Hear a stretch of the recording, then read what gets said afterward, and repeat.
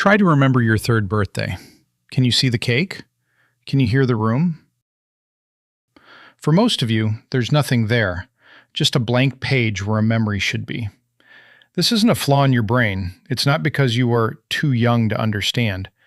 Somewhere around age 3 to 7, an entire version of you got quietly deleted. And the strange part? Your brain did it on purpose. Today, we open that file. Let's go back to the beginning. When you were born, your brain was already recording. Babies form memories constantly: faces, sounds, the smell of a parent's skin. Scientists call this infantile amnesia, the near total loss of memories from before age 3 to 7. But here's what's strange. The memories aren't gone because they were never made. They're gone because your brain rebuilt the room they were stored in. Picture your childhood brain like a construction site. Two structures are being built at once: the hippocampus, your memory archive, and the language center, your storytelling engine. Early on, your hippocampus produces new neurons at an incredible rate. This process is called neurogenesis. New neurons are wonderful for learning, but they're terrible for keeping old memories intact. Every new neuron that grows can rewire the connections holding an existing memory together.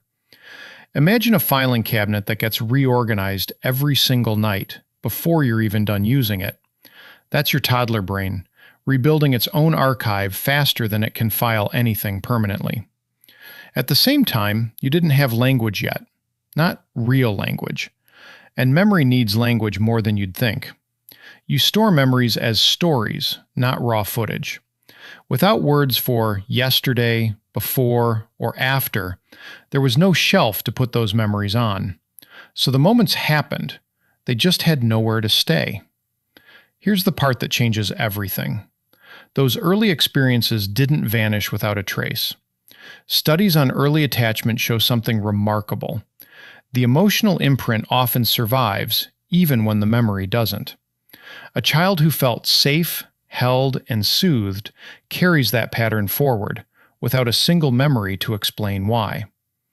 You may not remember your mother's voice from when you were 1, but your nervous system does. It shaped how you handle stress today, how safe you feel in silence, how you love. In a way, your forgotten years didn't disappear. They became the architecture you're standing on right now. So maybe the question isn't, why can't you remember? Maybe it's this: how much of who you are was built before you could remember anything at all? Next week, we open another file: why time itself seems to speed up the older you get.